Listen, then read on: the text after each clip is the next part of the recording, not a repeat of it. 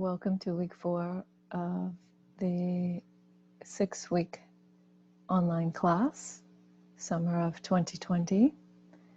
Our class is on the quality of attention. And before I begin this week's talk, I'd like to pay respects to the Buddha and the Triple Gem.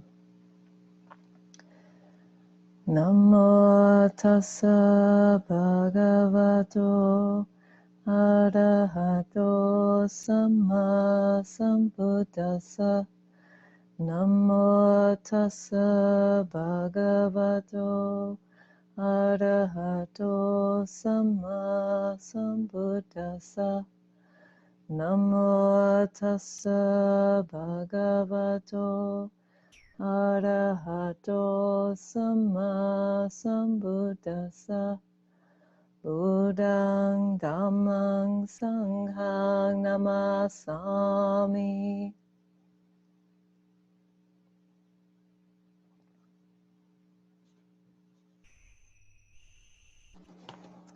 Our topic for this week is attention to Kamma.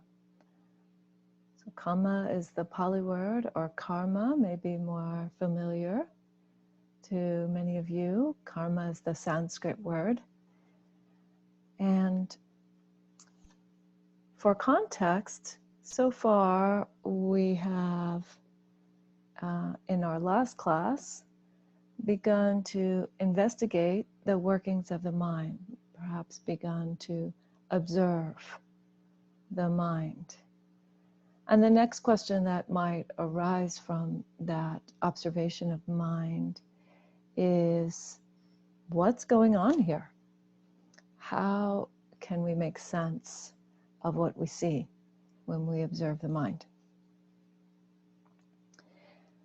And in order to do that, what I would like to offer is the wisdom of a woman who did exactly that.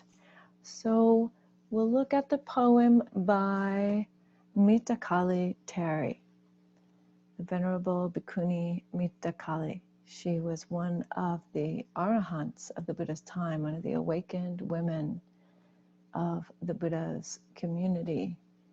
And her poems are listed in the Therigatha. The Therigatha is a collection of the poems of the awakened women of the Buddha's time, 73 of them, I believe. And as they are recorded in the Pali text. So these are poems that were actually memorized by the monks and the nuns over periods of years and handed down until such time as they were written down. And they're believed to be the poems from the women, from the Teris in particular. So Teri means elder. It's the feminine form of elder in the Pali language. And Tera is the masculine form of the same word, elder. And so these poems from the Teris are believed to be the oldest collection of women's literature that is still in existence, still extant in modern times. And in fact, the Theravada, so the tradition that has come down from the early Buddhist teachings, is based on that word, the Theravada, or they sometimes translated, can be directly translated as the doctrine of the elders. So these are some of the most meaningful teachings of our school, the school in which I'm currently practicing. But I would say in terms of all of early Buddhism, they're some of the most meaningful teachings that we have available to us. And quite recently, a good Dharma friend, Maddie Weingast, did a sort of contemporary rendering of these poems. And so here is Maddie's version of Mittakali's poem. So if you have the book, some of you may have the book, it's on page 56 and 57. Or you have my document just typing up this particular poem on the class syllabus page. So Venerable Mittakali's name means friend of the dark, friend of the dark. And here's her teaching. She says, I was always smart. If the path was good, I figured it would make me even smarter. One night while meditating, I watched my thoughts piling themselves up all around me. My mind built a house out of all of those thoughts and then filled that house. Soon it was a whole city, a whole world. Oh, my beautiful, beautiful thoughts, who will look after you when I'm gone? I swear I could weep for all of you. My sisters, do you really want to be free? Are you ready to leave behind all of your precious little houses and make your home everywhere? It's not as hard as you might think. First stand up, then walk out the door. Beautiful, an encouragement. So I'd like to unpack this a little bit. Mittakali, a little bit of her backstory is that she was from a Brahmin family. She was from the social category of that time in India of people who were expected to be spiritual and born into that particular role within society. But she left Brahmanism because she heard the Buddha teach. It said that she heard the Buddha teach the Satipatthana, the 4 foundations of mindfulness, one of the now currently and probably back then also considered to be one of the most meaningful, impactful discourses that the Buddha gave on meditation. And so she entered the robes, even though she was a young woman at that time. And she begins with a little bit of telling us that what it was that motivated her. If the path was good, she thought it would make her smarter. And it reminds me of a teaching that the Buddha gave in which he says, he talks about there being 2 different kinds of people who ultimately become Buddhist practitioners or Buddhist followers, the Buddha's followers. And they're either faith followers or they are Dharma followers. And faith followers develop a devotion to the Buddha. They have faith in the Buddha's own awakening, in him as an awakened being, and that leads them on in their own practice, that they can place their confidence in him. And ultimately, they develop a deep faith in the path as something that they can also walk to its full realization. But then the Buddha says there's another kind of follower, which is the Dharma follower or the Dhamma follower. And the Dhamma followers are folks who come to the path, and he says, and they stay because they find that the path accords with the reasoned experience. So this is a kind of person who comes to the path and wants to understand it. And interestingly, he says both of these 2 kinds of people develop faith. They develop faith in their own capacity, in the path as effective and leading toward that ultimate peace. But it is not an accumulation of knowledge. So she is basically confessing a little bit of having had a motivation that perhaps was not ideal when she came into the robes. And yet, even this motivation that was a little off didn't prevent her from having the most profound realizations, the most profound insights that the Buddha said were possible. So she goes on to tell us a little bit about how that happened. And this is the part that we really want to focus on for the class this week. So she said while she was meditating, she was watching thoughts, and they were piling themselves up around her. So very interesting here. So in the first place, she's noticing that thoughts are not her. There are two different things here. There's someone watching, and there's someone, and what that someone is watching is the thoughts. And the thoughts are not being piled up by the person watching. They're piling themselves up. So there's this activity. There's the observing mind, which is watching the function of thought and how it begins to relate to itself. Thoughts doing what they do.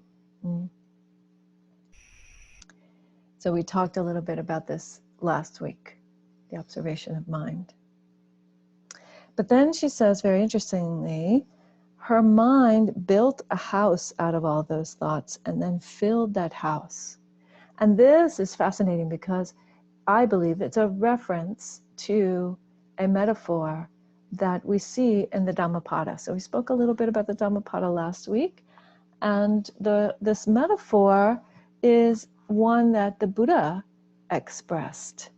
And he says that, I'll read you the verses. It's verses 153 and 54 from the Dhammapada.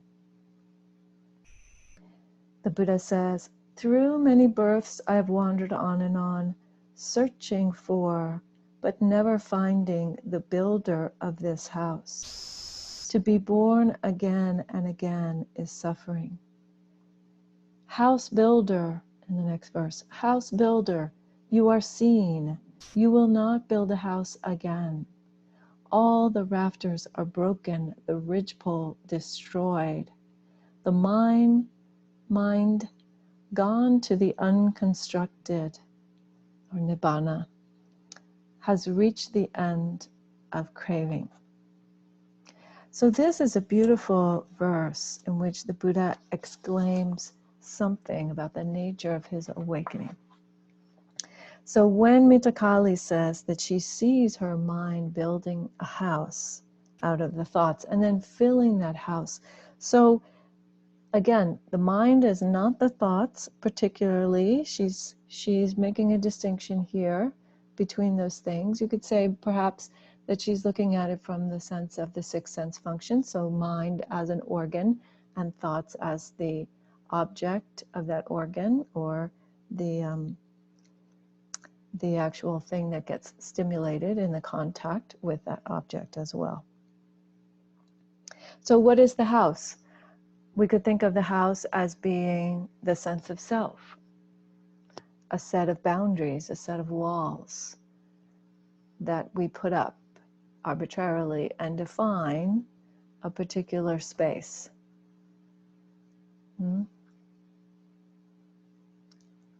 And the self has a tendency of collecting things with which it is identified. This is the filling of the house with various things, other thoughts, other ways of being identified. And soon it was a whole city, a whole world. So she's talking about the exploration of the inner dimension of her mind and how that process works, what it is that that is naturally occurring in the big picture of mind.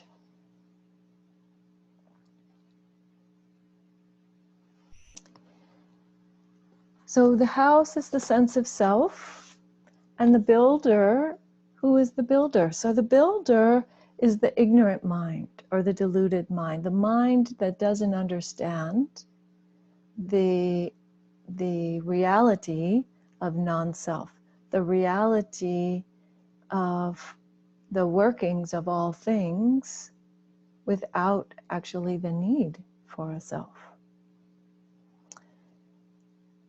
And this construction process that's going on with the ignorant mind or the deluded mind, creating a sense of self, creating these boundaries that then need to be defended and filled and named, and that become challenged or painful when they fall down.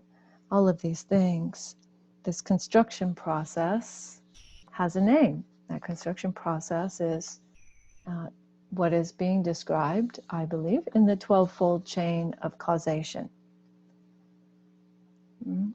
So this is one of the key teachings of the Buddha. It's in fact something that he described as part of the three knowledges that he obtained or cultivated on the night of his awakening. So I'd like to go ahead and share a graphic that you had on the class syllabus page for this week. Here it is, looking at paticca samuppada, so the dependent origination is one way to translate that. Or interdependent arising is another way to think about it. And what this chain is describing this construction process. So the avijja, this is a very polite way of translating that word, not knowing. Or you could say that's a very quite literal, because is the negation and vijja is knowing. But usually that word is translated as ignorance. And ignorance in particular of this model, ignorance of the workings, the fundamental workings of reality, the fundamental workings of a human body and mind, and everything that we come into contact with, actually. But perhaps we'll go around the circle this way, and it'll start to make more sense as we go through it.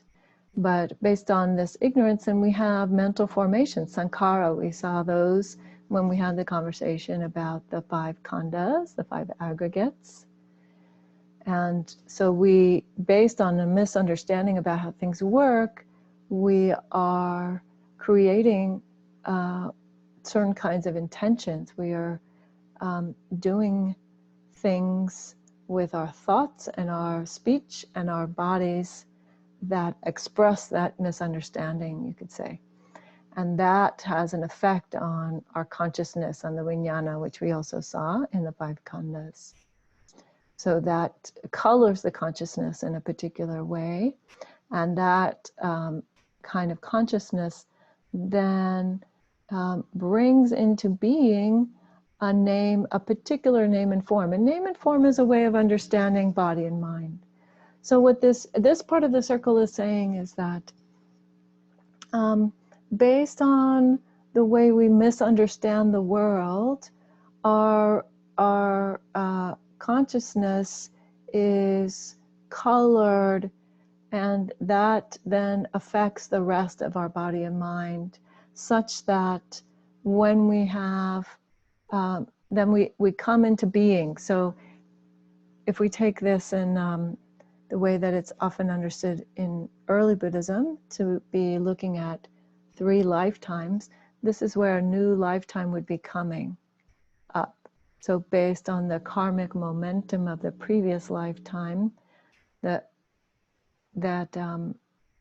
was creating various consequences, the need for various results that from these ignorant actions and thoughts, then there is this coming into a being of name and form, and that being has the 6 sense bases that we talked about earlier in our class, and then contact happens, right? So an object that goes with that sense organ and the conscious awareness of that organ all come together, those 3 objects, those 3 things, and create a moment of contact. We saw the little light up ball that described that.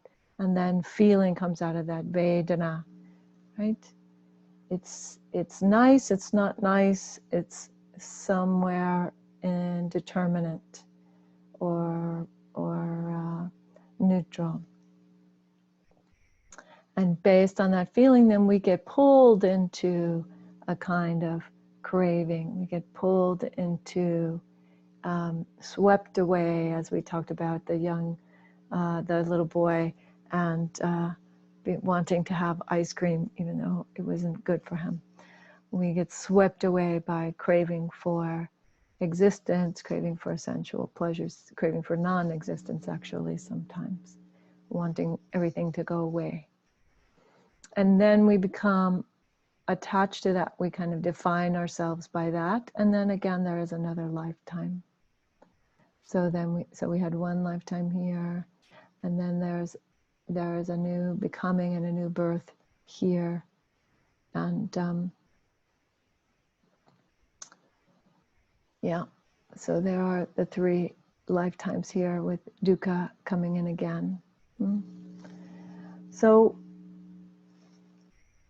because of birth, old age, and death. So there is a new lifetime that begins here, and we don't see the old age and death being described in this circle, but that's the shorthand that happens here.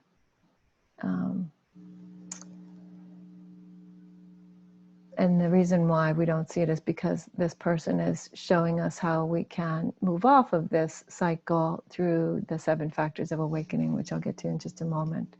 But so that's where your 3rd is coming up, your 3rd lifetime. Or you can understand this as sort of 3 sort of different thought moments and within one existence. So again, this is a process, and it's a process that is driven by 2 things. It's driven by the craving, the pull and push that happens from the feeling tone. So the Buddha said, this is a link, this is a place where we can break this chain. And it's driven by ignorance or delusion. It's driven by non-understanding, by a lack of insight into the nature of reality.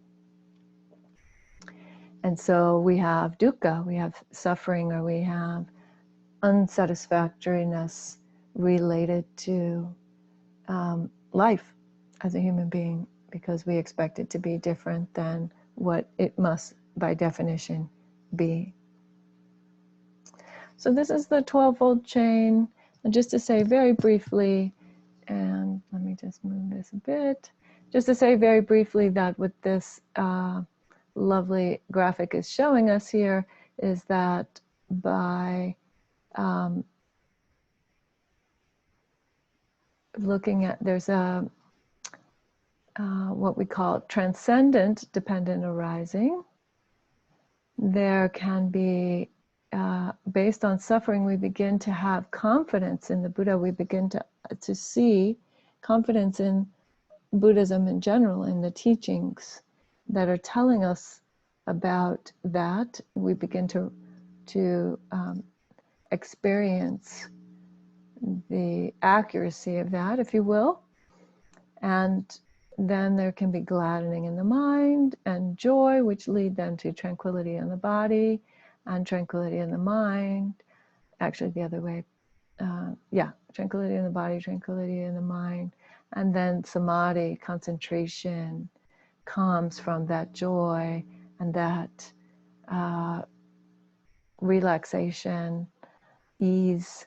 And that joy and ease then leads to knowledge and vision, and a no longer being fooled by the draw of shiny objects, and a fading away of the again, that kind of push-pull that happens, or the resistance to the way that things actually work, leading to freedom. So that's another alternative to this 12-fold chain of dependent arising.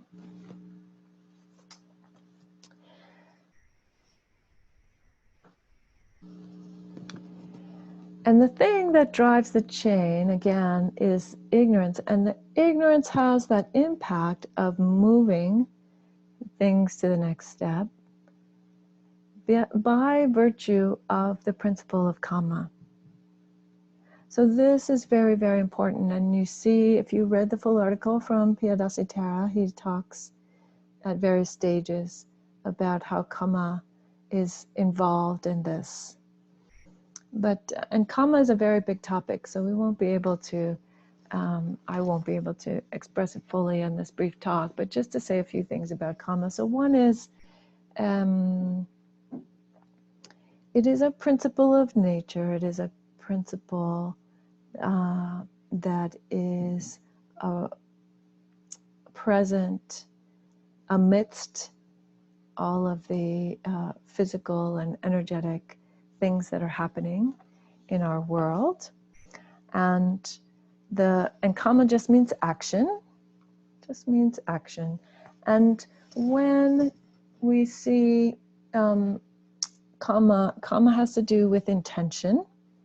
So it's very important to look at this relationship between the sankharas, the volitional thoughts, and what happens in our lives. This is another reason why the Buddha so strongly expressed the need for a full understanding and direct knowing of the five khandhas. But in any event, so Kamma means action, and it's actually the principle. It's the means, by the mechanism by which there is, you could say, a moral cause and effect in the world. So everything that we think or say or do with intention has a kammic result. The Pali word for that is vipaka, kammic consequence or kammic result. And that's very important to note, that there is an intentionality that is that drives this as well. So Kamma doesn't arise out of accidental thoughts or actions or speech. It doesn't arise out of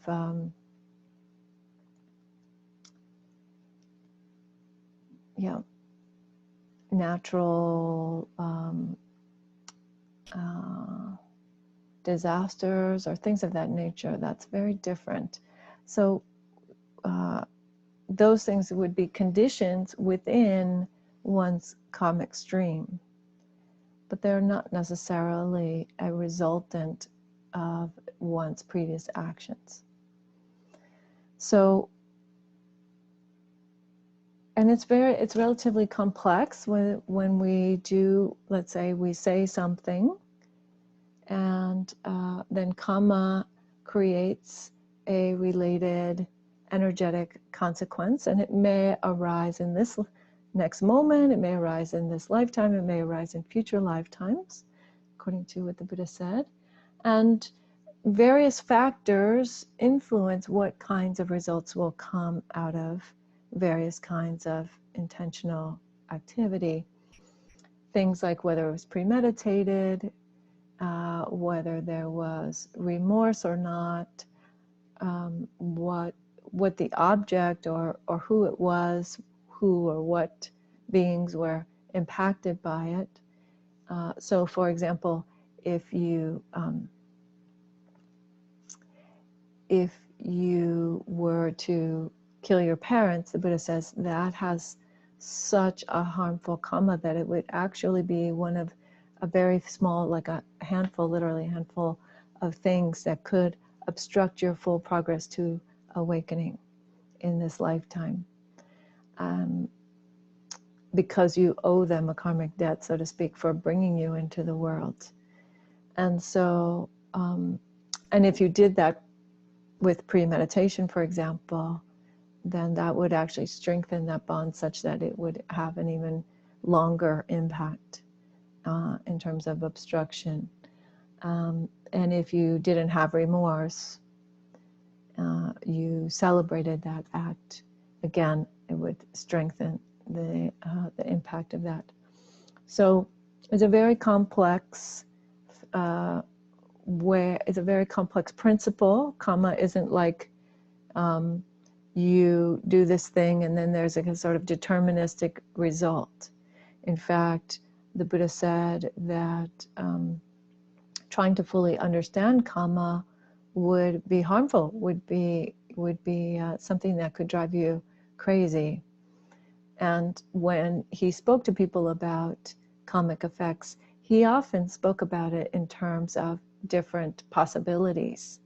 So he would say, if you practice this and you cultivate it fully, then you might see this result, or you might see that result, or you might see this result. Or if it wasn't cultivated fully, then you would see this result or that result. And he gave, you see this over and over again in the Pali and the Chinese texts, that he gave various options, basically, or various possibilities. So for that reason, I gave you what I hope everybody had a quick, entertaining look at, which is a metaphor of any intentional action of body, speech, or mind as being like breaking the rack of billiard balls. So you hit the cue ball, that's doing the thing, or saying the thing, or thinking the thing with intention, and then that sets off an energetic result, and then the cue ball hits all the other balls that are there racked up, and they go flying in lots of different directions. And each time you do something, it has that sort of energetic effect. So you can imagine how that works over the course of a lifetime, how incalculable it would actually be.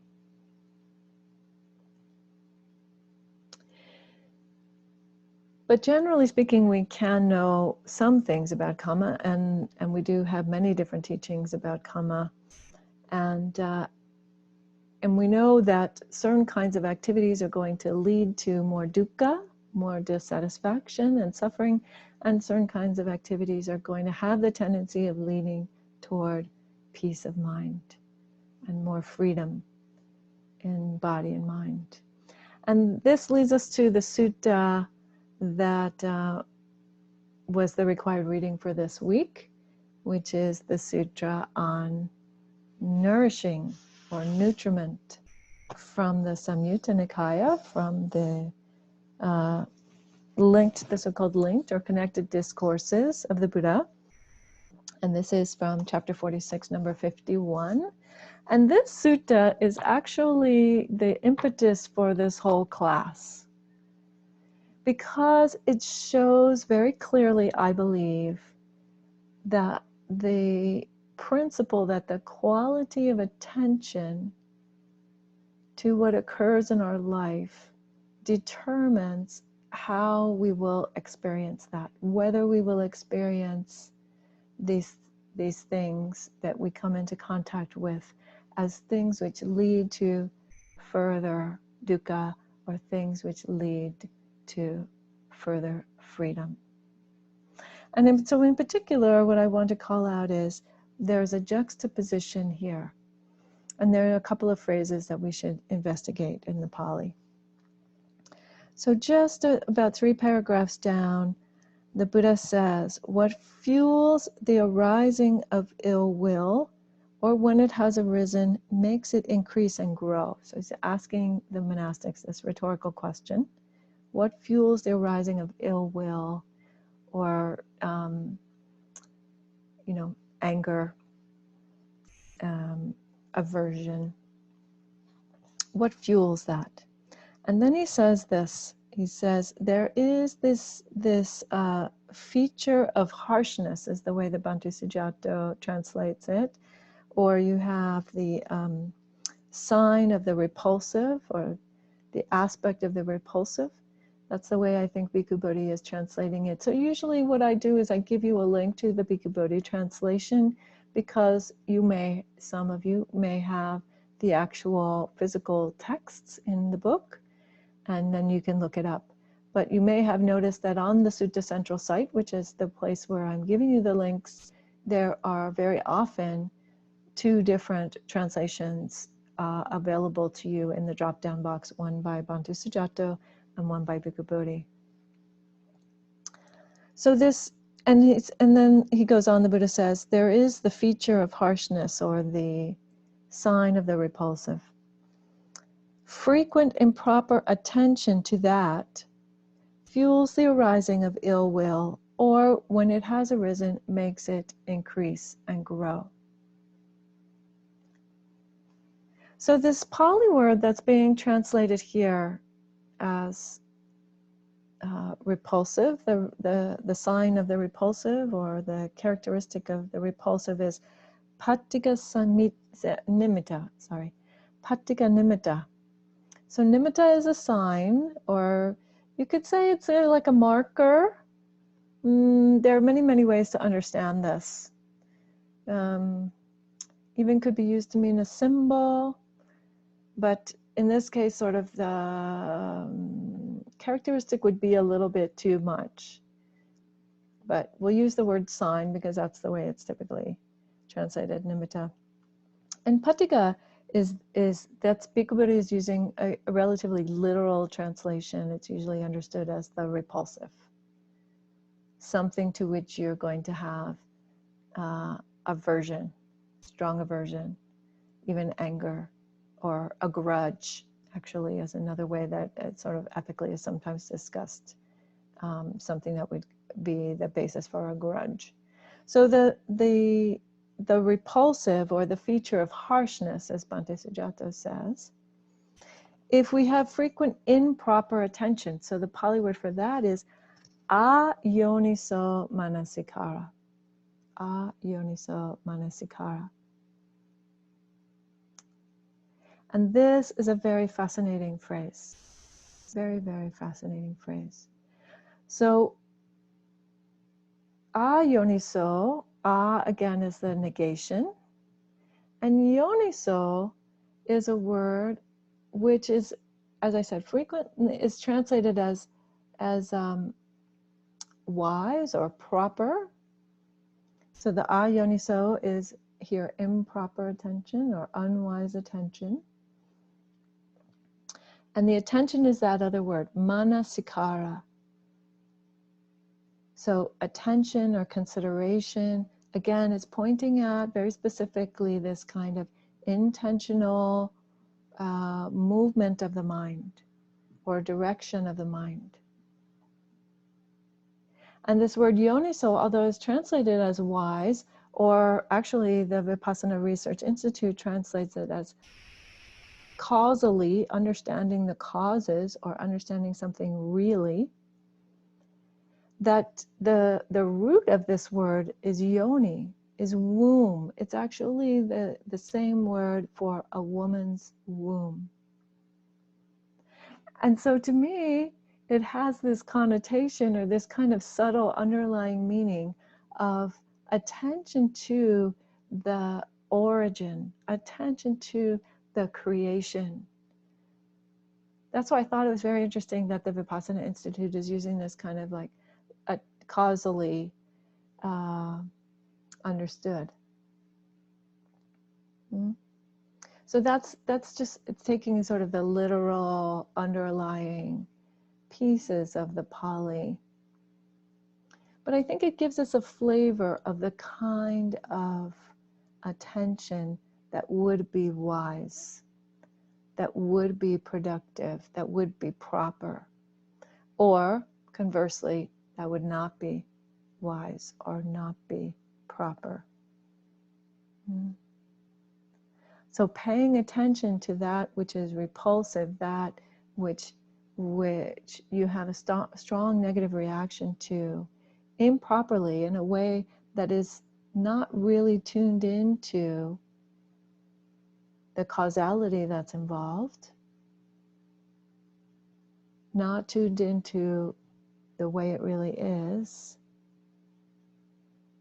not wise about why that's happening, will support the arising of anger, will support the arising of even more reactivity, even more difficult states of mind. And yet, and this is where the what I find the most fascinating about this particular sutta, if we look a little further down, the Buddha asks, well, what is it that starves, or we could say hinders, the arising of sensual desire? Or when it has arisen, starves its increase and growth?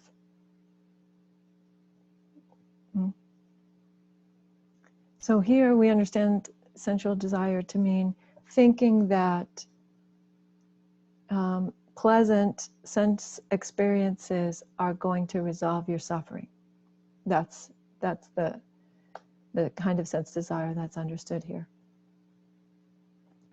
So what is it that reduces that kind of delusion, or that hinders the arising of that kind of delusion? The feature of ugliness, or the feature of the foul, the sign of the foul, frequent proper attention to that starves the arising of sense desire, or when it has arisen, starves its increasing growth. So fascinating.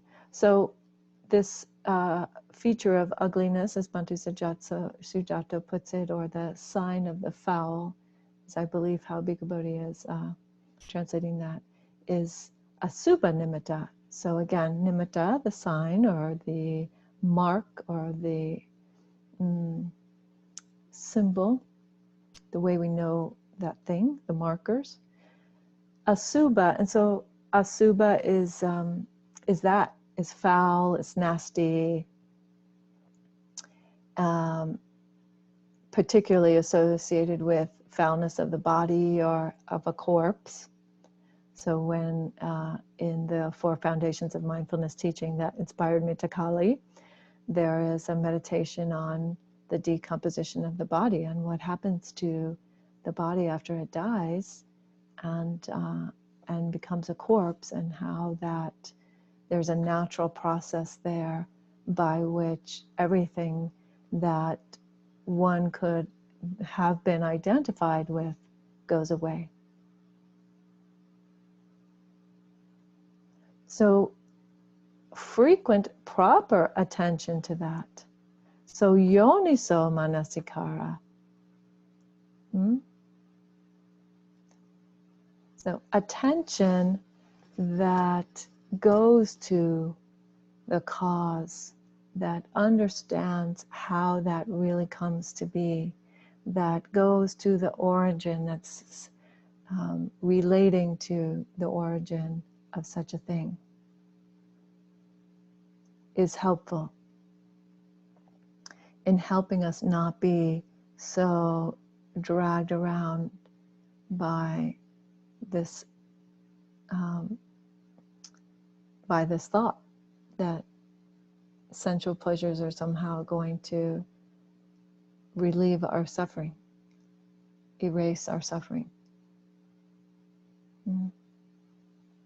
So what's fascinating to me is, let me just draw the connection directly. If you pay unwise attention to things that are nasty, repulsive, then that's going to create a hindrance. That's what this is. This is a list of the hindrances and how the hindrances are either augmented or reduced. So it's going to be a hindrance to your progress on the path. But if you pay wise attention to things that are repulsive and foul and nasty, then those things will actually help the arising of the factors that lead to freedom. And so the only difference there is the quality of your attention. The quality of your attention determines which way you're going.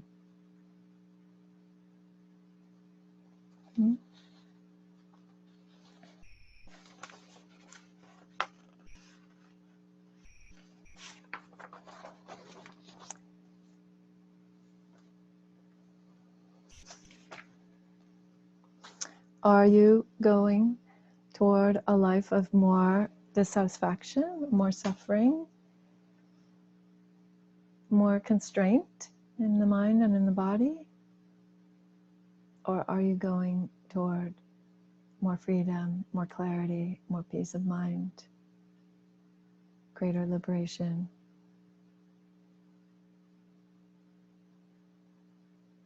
Simply by choosing the way that you're going to direct your mind, you can answer that question for yourself. You can develop that faith in the path by seeing how this actually works, how the quality of attention actually works for you or against you.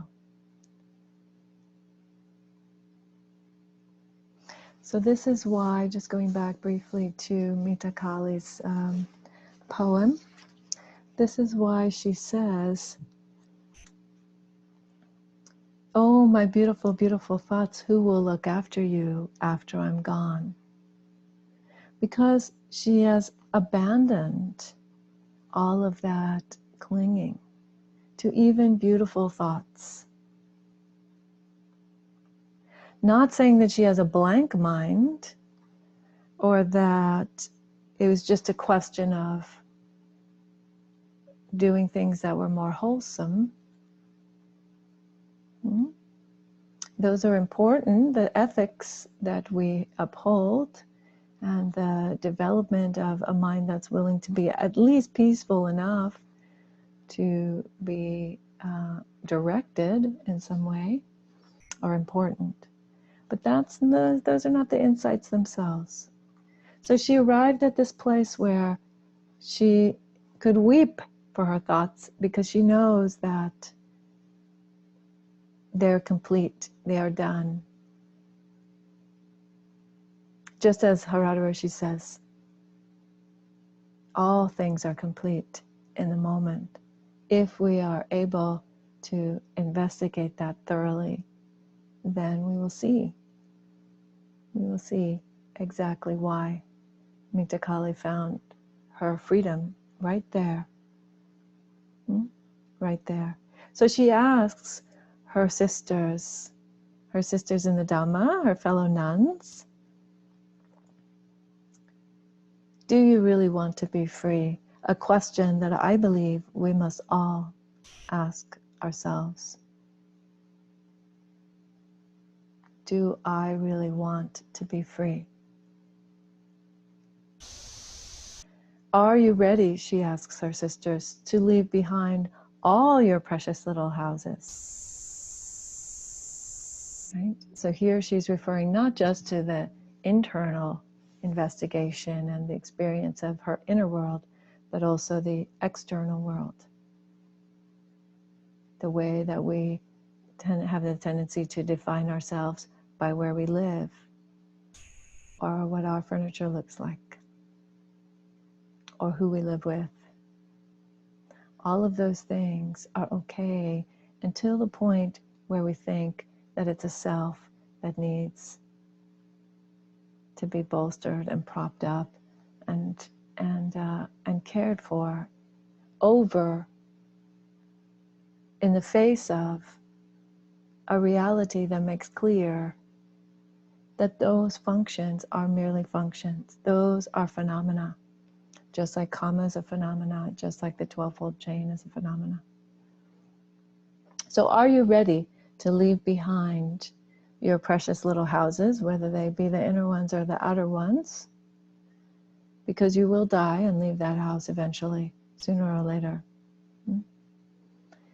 And make your home everywhere. The spaciousness of that statement. How would it be for you to make your home everywhere?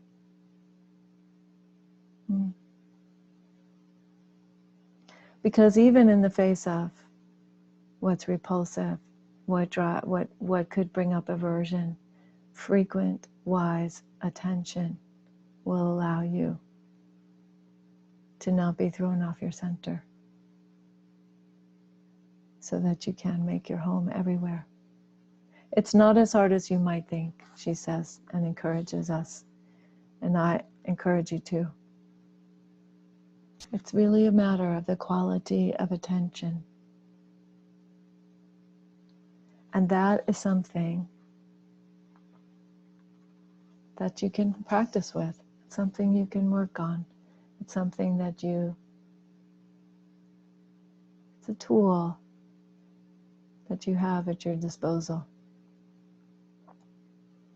if you're willing. If you're willing.